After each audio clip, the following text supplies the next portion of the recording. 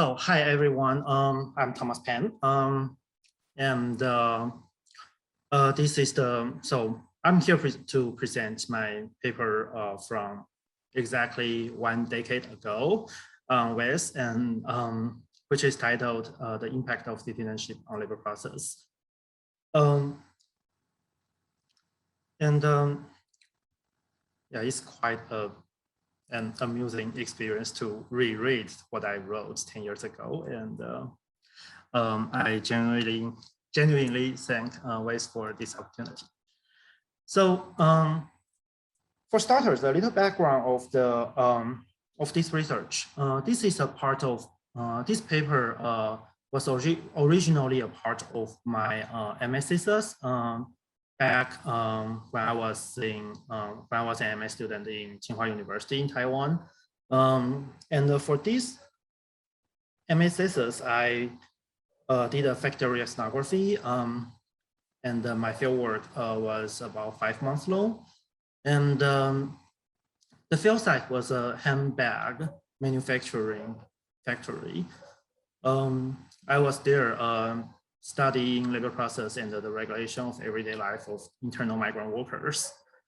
The 5 months basically included 4 months of observation on the assembly line. I worked 12 to 14 hours a day, 6 to 6.5 a day a week on the assembly line as a sewing machine operator. And after that 4 months period, I also did an observation for 1 month in the office to see how the management works. And so when I was preparing the slides, I myself felt the need to recollect what the academic debate was about. Not really debate, but on what topics the factory research and the labor process research, labor studies were focused on. And so here are a couple of things that major materials that I was trying to speak to. Qin Huan Li's Gender and the Southern China Miracle, that is also a factory ethnography focused on familial despotism based on hometown network and the kinship network. And Co-EiC's Made in China, that is also a factory ethnography focused on how the disciplinary power exerted by the capital was trying to transform the rural subject, like workers' rural subjectivity into a modern industrial subjectivity. And at the same time, for citizenship, I think Dorothy Salinger's research at that time was big. She studied the hukou system, household registration, or hukou system or household registration system, and the unequal citizenship regime that the migrant workers were faced with in urban China.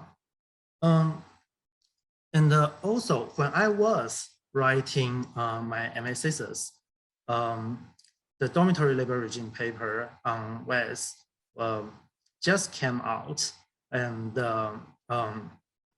with a very similar focus with my research, I was quite nervous when I saw that paper. But this is the dormitory labor regime paper by Peng and Chris Smith was, I think that's the first time I saw paper using this term, and this term became very important later on. So among this body of in this body of literature, we can see an attempt to figure out the significance of migrant status in labor condition, labor process, the regulation of production process, and shop floor management, and also migrant workers' life in the cities or in the dormitories. C.K. Lee talked about how the patriarchy from countryside was taken, how the capital took advantage of the patriarchy from countryside and used it on the shop floor. And Peng's 2005 book talked about how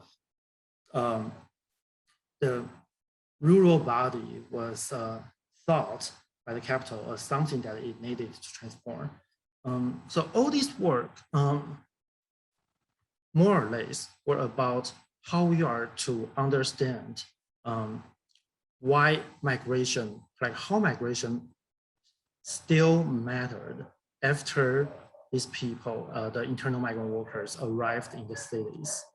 And that is also my focus.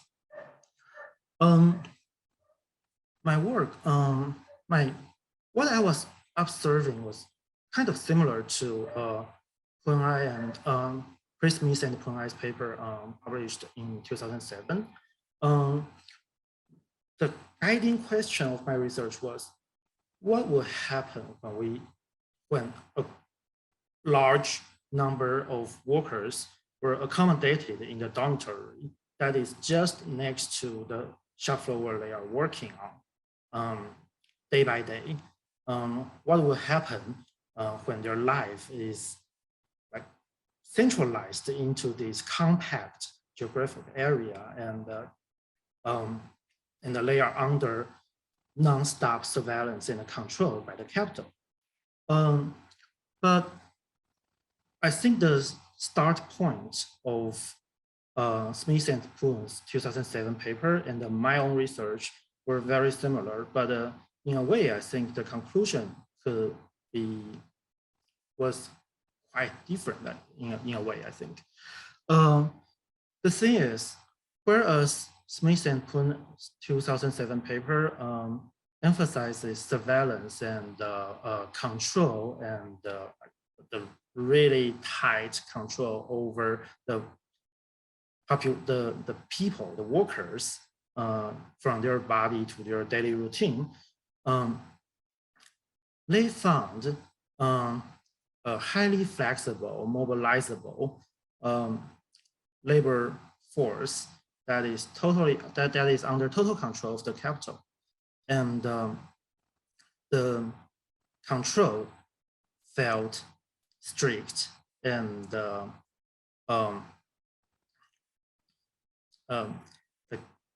with the surveillance and the control and the punishment, it could, quite despotic labor regime could be imagined from that discourse. But my research, by contrast, I found a hegemonic regime in microbiology sense. So this is the thing that we did every day on the assembly line. Every morning we would get a quota or an assignment, a certain number of pieces that we had to make, we had to produce in that day. The regular work hours was 10 hours, and there were also 2 hours of overtime. And the number that we got were for those 12 hours. And so we start working. And the basic rule that was governing the shop floor was that if after 12 hours we could not finish the work, we just stay there on our sewing machine and we kept working without being paid for the extra time. And there was a reason from the perspective of the management. They gave us the number based on their calculation of a fair day's work. That's their imagination of a fair day's work. That number is their imagination or their expectation of a fair day's work. So if we could not finish that number within 12 hours, it's kind of reasonable for the management that we don't get paid and we don't leave our assembly line. In the paper, there were more explanation about how this is not exactly the how that reason was not exactly the case, but I probably will skip that part. Anyway, what we were doing was that we were trying to work as hard as we could, and we try to utilize all the skills and the knowledge we have about the procedures itself, and also the sewing machine. We've got techniques, we've got skills, we've got knowledges. We also probably get some tips from other workers, probably someone who used to do that kind of procedure, and who got some like tricks about that same procedure. We utilized everything that we could to get that number down, or to beat the game, to clear the stage, if that's in a way, if we imagine that is the labor process as a game, right? And when we are doing that, in a way, it felt like that is really a game in which only two factors matter in terms of whether we can get off earlier and go out, leave the factory compound, and have fun outside of the compound and come back before the curfew. Only two factors matter in terms of the outcome of the game. One is the difficulty of the procedure, and the second is our techniques and the skill. So this is like a one-on-one battle between the procedure and the worker. When we were doing that, we didn't really think about whether this number was fair, whether my labor was extracted by the capital through the labor process. It's like a fair game.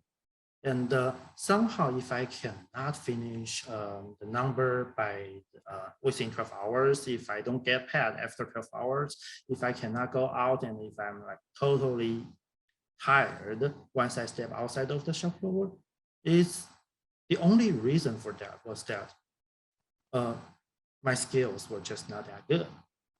So it's a very individualized and atomized experience of labor process, but it really felt like. Tom, okay. Thomas, please, I think your time is running out, and can you please wrap up? Okay, sorry, really bad time control. So that game was that, so there's a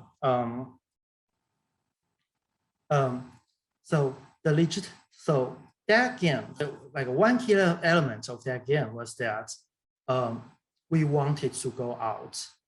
We wanted to leave the factory compound and have fun outside before the curfew time. But why was the curfew legitimate in the workers' experience?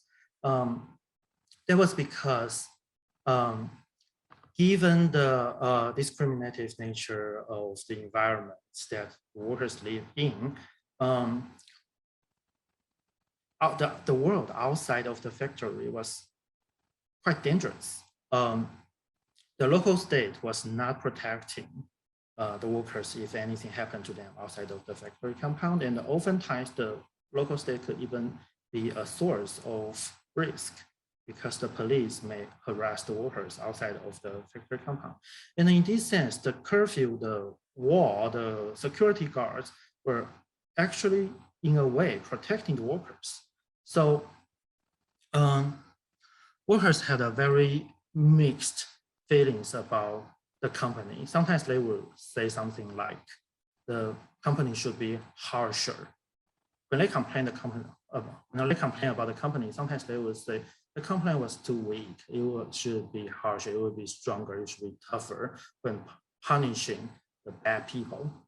That is the source of legitimacy of the dormitory labor regime in my research. I will skip the last part. You're going to have to wrap up because we can have some questions to you in Q&A. Yeah, we can come back to that. The other time, okay? And good afternoon, everyone. This is Gloria, and I'm so honored to be invited as a presenter here. And today I'm going to present my work published in 2018, which was co-authored with my advisor, Xiaogang Wu. I'm going to follow this outline to present the paper. So first, I'm going to start with the research motivation. Since the 1980s, China's economic reform China has experienced very profound transformations. As we can show from this figure on the right, since reform, there has been a rapid growth in GDP per capita, and there is also a profound transformations of economic structure, especially since the mid-1990s. And we can see the proportion of the primary industry has been declining, and the secondary industry remain kind of stable, and the proportion of tertiary industry has been declining, has been increasing. Here is the tertiary industry, sorry, has been increasing over time. And such dramatic economic and social changes in China has inspired a lot of social scientists to assess the impact of economic reform on social stratifications.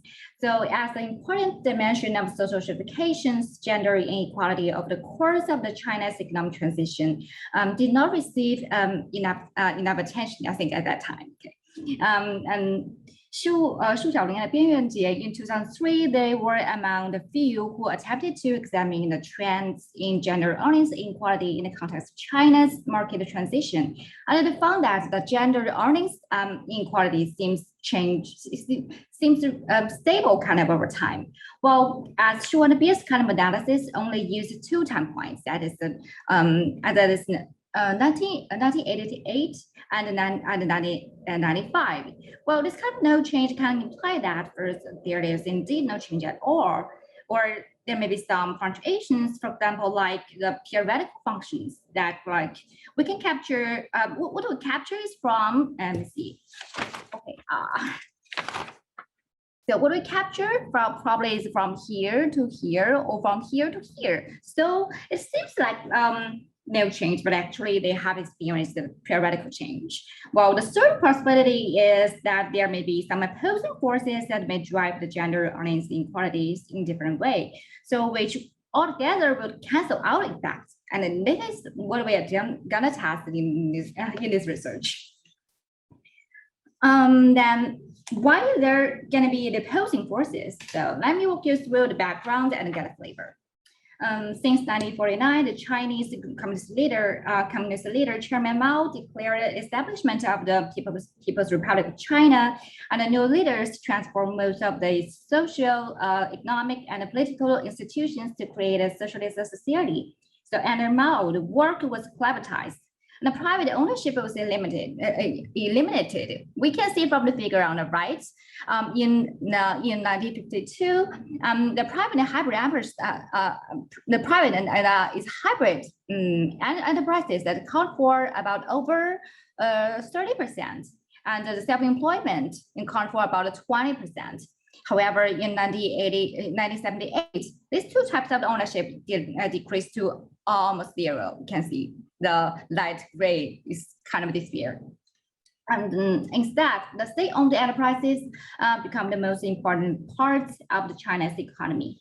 Then to meet China's industrialization goal, the Communist Party encouraged universal participation in productions. And both men and women engage in workforce, and gender equality is highly promoted. Slogans such as women hold up half the sky, and then time have changed, whatever men commerce can do, women commerce can also do, can be seen everywhere. And according to the relevant statistics, in the late 1950s and the early 1960s, there were over 90% of married women participated in paid work, and they nearly equally shared economic resources with their husband. And this kind of rate is even higher than that has been found in some economically more advanced industrial countries. Then things and Then since 1978, there was an institutional transition from the state socialism to market economy. The redistributive state was gradually replaced by the market as a principal agent of social stratification. The government has largely retreated from providing housing, education, healthcare, and a lot of other social services. Moreover, there was an emergence in the labor market in which market credentials are increasingly rewarded, and enterprises are granted more autonomy to hire, fire, and reward their employees. This is especially true since 1990s, when the private sector has experienced exponential growth and it became the most dynamic component of China's economy. And it should be noted that, after all, China is a country with patriarchal values deeply rooted. And in Mao's era, the promotion of the women's employment didn't actually challenge the traditional gender role. The women's primary role was still restricted at home. Even they get employed, they need to shoulder double responsibility, especially when they get married and have children. So it is the women who are more likely to come from kind of work in a family conflict, which will largely decrease their productivity. When it comes to individual person, no matter it is true or not, at least it is what pro manager would think about their female employees, and would exert kind of a statistical discrimination to women. This would put women in very disadvantageous places. So in this way, with more worker transferring from state to market sectors, one would expect that the gender earnings gap would be decreased over time in China. However, this kind of a process of marketization is often intertwined with kind of socioeconomic development in China. As previously shown, there has been an enlarging proportion of tertiary industry since reform. Scholars like the Mark Rosenzweig and Junsheng Zhang suggest that men and women are often rewarded differently in terms of brawn and brain, with women having more advantages in skill-based jobs. Such transformation of economic structure would thus provide women more job opportunities in the market. Besides, the rapid socioeconomic growth has boosted demands for highly educated laborers. The implementation of the compulsory education and later the higher education expansion have led to increase of the education level as a whole, regardless of gender. Now, previously, probably due to the women's lower educations, they often engage in low status and low paid jobs. An improvement of education make them more and more likely to engage in high socioeconomic status occupation. And because of this, the occupational gender segregation is bound to decline. So in this way, if occupational segregation is an important mechanism to create a kind of gender earnings inequality, one would expect that the gender earnings gap could be declining over time in China. Okay. In this regard, there potentially have two opposing forces that may simultaneously affect the gender earnings gap in the opposite directions. The socioeconomic development would decrease gender earnings inequality, while the marketization would boost the kind of gender earnings inequality. And this is what we're gonna prove empirically in this research. Before this research, actually, we did not find any studies that have been ever empirically separated different forces. And due to the difficulty of the operationalization of marketizations, commonly used the measure as the passage of time. As a result, the temporary trend in the reform year of China is largely interpreted as reflected by the kind of marketizations. However, it should be noted that the marketization may be confounded with the temporal trends in other socioeconomic forces that can also shape patterns in gender inequality. And moreover, time invariant gender equality pattern is kind of possible, but it could also be due to the different forces that drive the inequality in different directions. And this together motivate us to conduct this research. To test our idea, we use two types of data. The base data is the 2005 China mini census, and the other is the China City Statistical Yearbook. We extract some prefecture level socioeconomic characteristics and merge it with the mini census data to constitute that constitute our analytical data, and we further restrict our example, to prime work age individuals, aged from 25 to 54. As we are going to, because we are interested in examining the gender audience gap, so our dependent variable would be the logarithm of the monthly income, and the key independent variable gender, and also we are interested to other prefecture level characteristics, that is economic development and marketization, and both are measured in two ways. That is a single indicator way and a constructed index way. For a single indicator, we adopt the conventional way to measure economic development and marketization. Specifically, we're going to use the GDP per capita to measure economic development, and we're going to use employment share, private sector. The most important change since the market reform to measure marketization, and also list some covariates here. Okay. For the composite index, we construct the exploratory factor analysis. So due to time limitation, I only visualize some of the results by showing a scatter plot of the two factors and the list of the top 10 prefecture cities based on the sorted constructed index. And then let's look at this kind of scatter plot first. And the horizontal axis is the marketization degree, and the vertical axis is the economic development. Each dot would represent prefecture city, and the number listed here is the prefecture ID. Clearly, we can see from this figure that the economic development and marketization are positively associated with each other. By sorting the indices, we can see that Shanghai is ranked first on economic development. We can see again. Sorry. We can see from here. Yeah, this is Shanghai. Then followed by Beijing and Shenzhen. Then in terms of marketization, Shenzhen ranked first.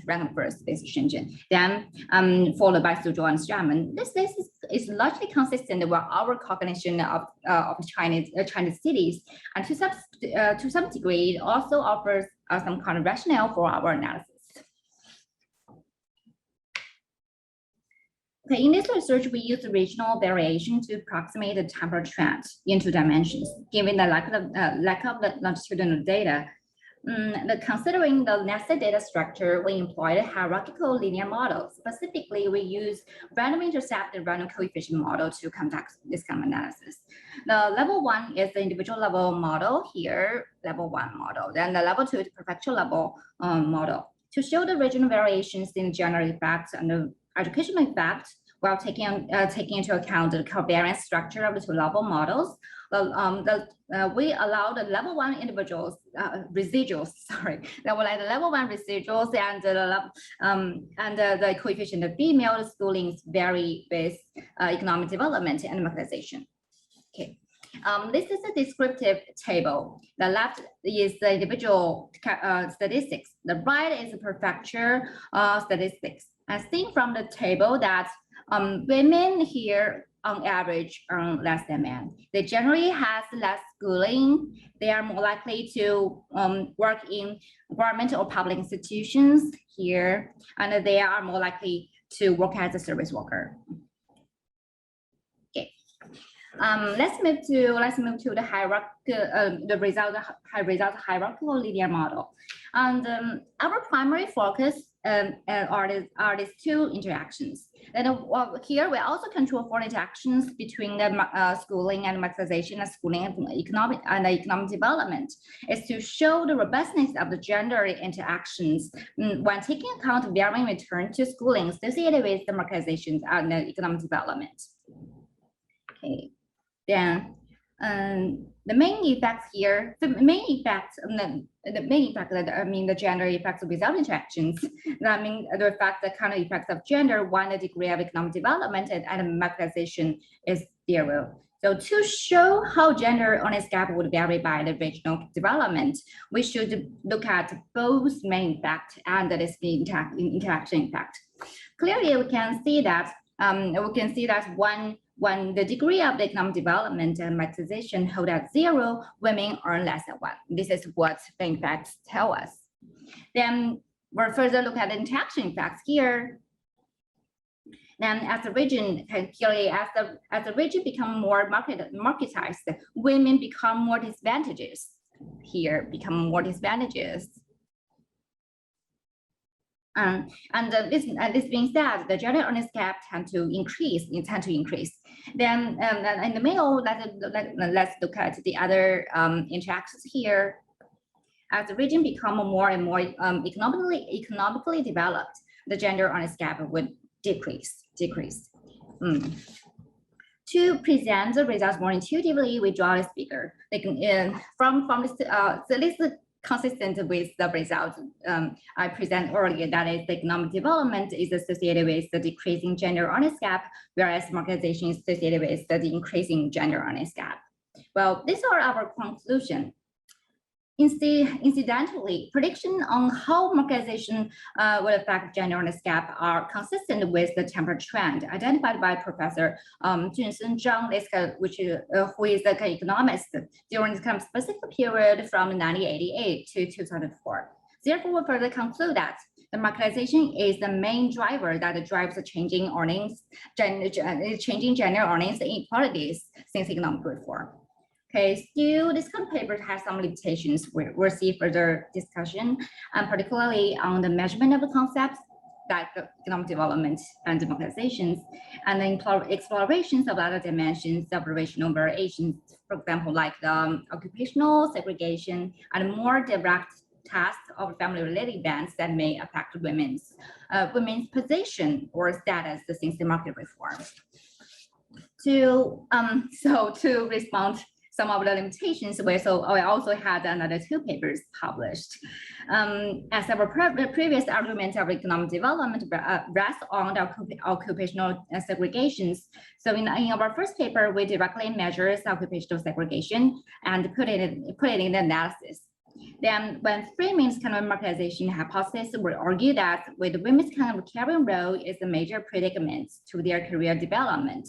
So in our second paper published in demographic research this year, then we used retrospective work history data and then examined how the family status, that is marriage and having dependent children, would affect women's career advancement and their voluntary or involuntary job terminations. Also list some kind of main finding of these papers here. So if you are interested, you can check it out. And this is the end of my presentation. Thank you. So you see this is a picture of a taxi driver striking, and this is taken in 2015. When I went to the field work in 2012 and between 2012 and 2015 to do research on rural to urban migrant workers, 3 things really struck me. The first one is that there's a lot of research on migrant workers in the manufacturing sector, but then there's a very limited research on migrant workers in the service sector, despite there's a large number of migrant workers taking up jobs in the service sector. So this is the first thing. The second thing is that when researchers focus on the service sector, they tend to focus on female migrant workers. There's a very limited research on male migrant workers in the service sector, but indeed there's a lot of male migrant workers in the service sector. I know taxiing, security guards, and also all the delivery workers. I think they are they're increasing very fast and their numbers, but there's a very limited research on them. And the third puzzle that I had at the time was the taxi drivers that I interviewed. They were among the highest earning migrant workers in my sample, but then they're also very unhappy and they were complaining. So my question was why they were so unhappy. And this led me to really try to listen to their stories and understanding the grievances. And then what I discovered was that this migrant taxi drivers, they become a taxi driver thinking that they are self-employed or they are more like entrepreneurs. But because of the government's change or reform of the taxi industry, they were made to become more like workers. And also there's a feminization of the taxi industry. So, and also their work is becoming increasingly precarious. And so this led me to ask, to look at the literature on precarity. And what I find is really interesting is that there's a lot of research on precarity, but a lot of them were done in the global north. And then there's a very limited research about precarity in the global south. And also, even if there's a research on precarity in the global south, there's more research on female workers or female precarious workers. And so I then tried to ask few research questions.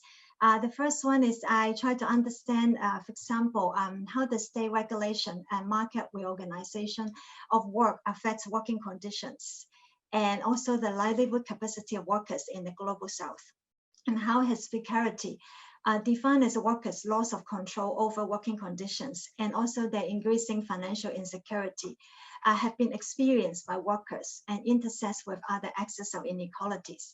So I think here my focus is really about workers' subjectivity and how this subjectivity or their identity, which is intimately linked to gender or their status as a migrant, shape how they experience the precarious working conditions, and how how this identity or subjectivity shape their responses to this precarious working experiences. And the third question is how masculine identities are built around men's access to masculine service niches and their control over working conditions in these niches, and how does precarity negate male workers' masculinity. So in a sense, I try to intervene or engage with the literature on precarity by arguing that precarity is not a universal experience. Precarity shapes the workers, different groups of workers differently.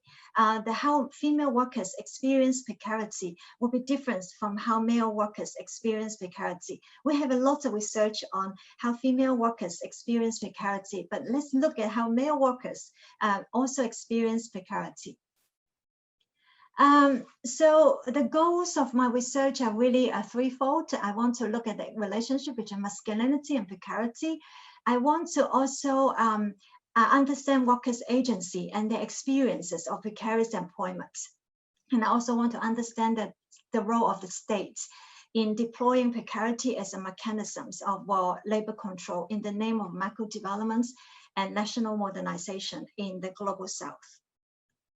So precarity, I think there's a lot of research on precarity, but I think we can also quickly go through the four major components of precarity or dimensions of precarity.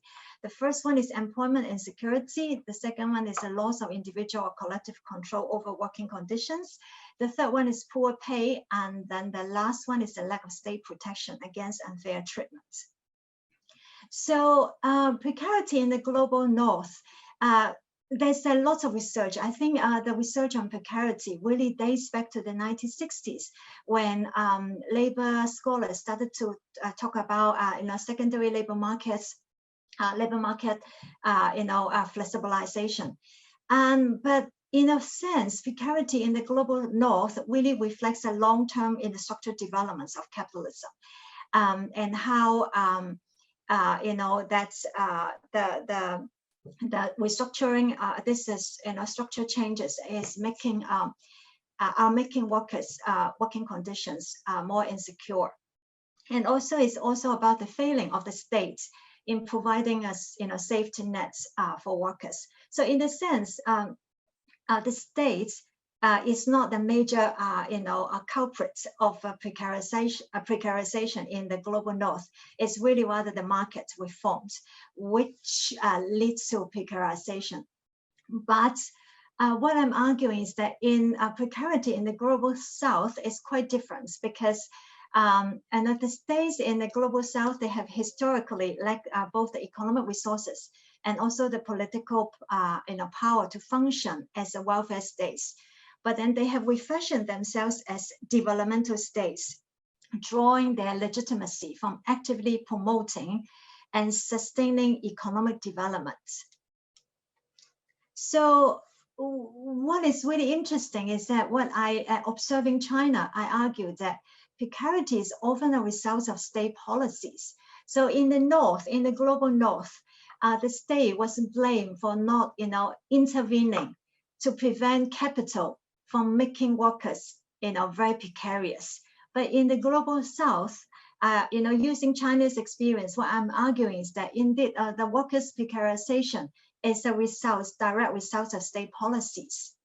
So I think the whole economic reform, in which the state create, for example, the state employed dual mechanisms of that create, lead to precarity. The first one is the mass layoff of state employees, and so they lost their iron bolts. The second one is really the regulation of the mobility of rural peasants. First, regulate their mobility to the urban areas, and then after they migrated to the urban areas, limits their access to state-sponsored welfare. So these are the policies that the state implemented to ensure the continuous supply of precarious and cheap labor for capital and economic developments. So in a sense, in the case of China, we can observe a close link between migration and precarity, in the sense that most of the most precarious workers, they're all migrant workers. And this is indeed not just specific to China. Some scholars have argued that the migrant is indeed the quintessential incarnation of precarious worker. So what, as I say, there's a lot of, if the research look at precarity and gender, they tend to look at, female workers' experiences. And this is because I think of lots of research showing that traditional gender division of domestic labor, and also women's childcare responsibilities, and neoliberal developments and welfare policies and migration and workplace practices have worked together to coerce women into precarious work. But I think what I will argue in this paper is that precarity and masculinity also take a really unexpected dimensions and dynamics. And this is because the work provides meaning that is central to male gender identity. And work is also primary mechanisms to fulfill for men to fulfill the provider role. Precarious jobs that generate wages which fall short of what is needed to support their families will undermine men's identity or gender identity, both instrumentally and symbolically. Instrumentally, precarity will related to low pay means that they're unable to meet the financial needs of their family and then fulfill the provider role. And symbolically, because they're unable to provide, to fulfill the provider role, this undermine their sense of manhood. And also men, a large part of masculinity is built around men's ability to secure skilled jobs, and also jobs that, for example, also allow them to work alongside other men. So men, for example, there's a lot of research in the global north. A lot of men, especially working class men, they reject entry-level service work because thinking that this work is too feminine. Instead, they prefer to work in so-called masculine service niches.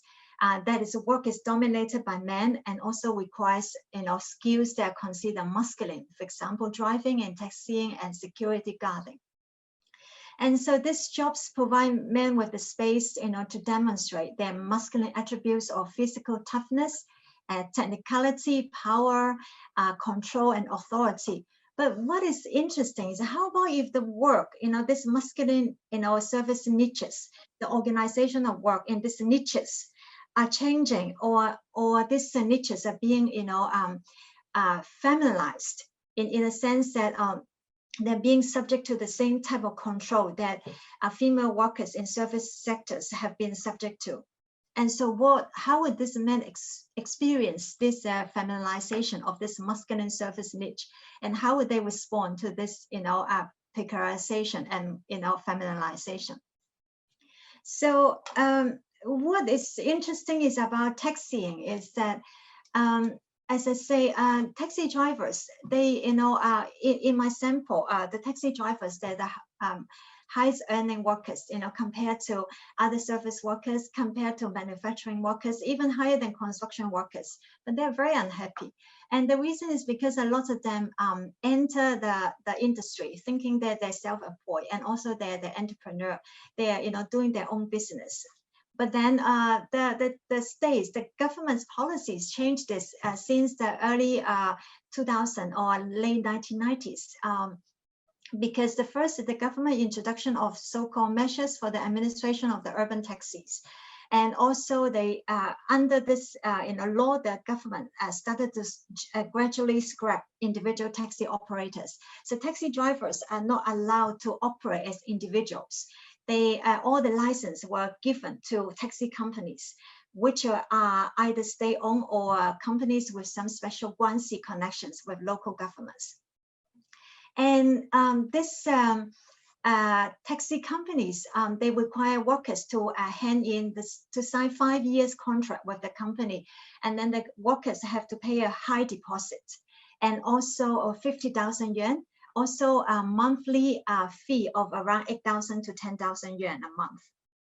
And then what is really interesting is also the taxi companies have a lot of power to control the workers, how they work, their working conditions, because they recruit, train, and supervise taxi drivers, and also they have the right to punish drivers upon receiving complaints, and then also they can take away taxi drivers, the vehicle, and also, prohibit them from driving. But drivers, and also there's a lot of control on drivers' appearances, and also how they speak to customers, how they should interact with the customers. So in some, the taxi companies want drivers to sound polite and look right. So but then drivers are really unhappy about this, because they enter the business, the industry, thinking that they have a lot of autonomy and control, that they're doing their own business. So what happened about this reform on the taxi drivers is that on two aspects. The first one is the reduced income after the taxi industry reform, because when business good, the drivers need to pay a lot of team money to compete or to get a license. So in a sense, the team money is the corruption. But when businesses are bad, for example, if there are economic downturns or there's state crackdown on in the sex industry, the drivers, the taxi company, they do not reduce the monthly fee, and also if the income is so low, drivers cannot quit because they signed a 5-year contract with the taxi companies. So if they quit, they will lose the deposits. So drivers feel that they're really stuck, and then they feel that it's so unfair because they sign a contract, and then they have a limited power to negotiate the terms of the contract. And also they feel unfair because they organize a lot of strikes, but then the local governments will call the police, to arrest them. So in a sense, they feel that the state is siding with the taxi companies, to crack down on their resistance, and so they have no power to negotiate with the taxi company. And also they're really unhappy about the diminished control over working conditions, because as I say, they feel that there's the taxi companies too top down, too authoritarian in controlling them. For example, if a customer complains against a taxi driver, the taxi driver is required to stop driving and go back to the company and report the incidents to the company, and then they lost half day of their livelihood. And taxi drivers also feel that their experiences because of their status as migrant workers. They attribute the local governments or the taxi companies unfair treatments of them, or customer abuses against them as a form of power inequalities, because they are secondary class citizens in the urban areas. So could you wrap up, please? Yeah, so okay. My second part of my paper is really to look at the coping mechanisms, how taxi drivers cope with this precarization. So I identify a lot of strategies, from the more passive, for example, controlling emotions, to the more aggressive using physical violence. So I think to conclude, I think I have 3 conclusions. The first one is, I think increasing job precarity in the global south is often results of state policies instead of, like in the global north, of capital, dominating, the organization of work. And also, the second one is about precarity in the global south often intersects with other axes of inequalities, such as inequalities related to political oppressions, migration regimes, and gender systems. And the third conclusion is that I think precarity is experienced by workers in a gender way. I think in this paper, I focus on gender, but really my general message is that when we're looking at, workers, how workers experience work, we have to go beyond the work. I appreciate, the research on the factory regime or the dormitory regime, but a lot of the time, I think how workers respond to work is really about, for example, workers' identity, as a gender person or, as a migrant or their family responsibility. And so, for example, in a lot of my work, this one, and also recently I published another article in Gender, Work and Organization is looking at security guards, and also my book on masculine compromise.